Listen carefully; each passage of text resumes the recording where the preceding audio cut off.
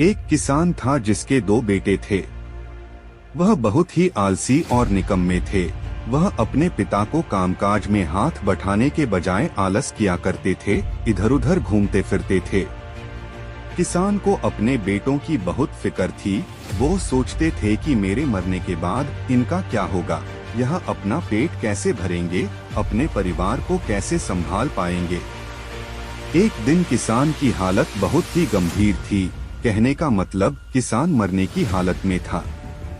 तभी किसान ने अपने दोनों बेटों को बुलाकर उनसे कहा कि हमारे खेत में एक खजाना गढ़ा हुआ है, लेकिन वह किस जगह है उसकी जानकारी मुझे भी नहीं है, लेकिन खोदने बाद तुम्हें वो खजाना मिल जाएगा।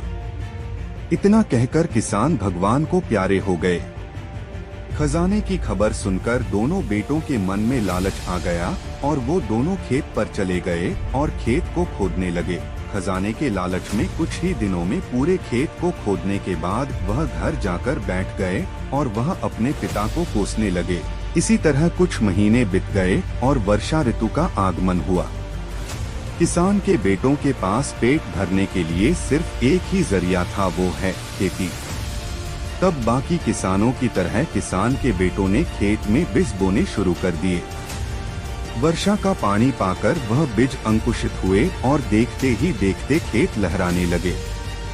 ऐसा लग रहा था कि हवा के झोंके से लहरा रहा था।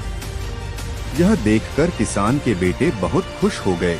उनको समझ आ गया कि परिश्रम ही सच्चा धन होता है और वो उसी तरह से अपने पिता के शब्दों का मोल भी समझ गए और अपने कामकाज में लग गए।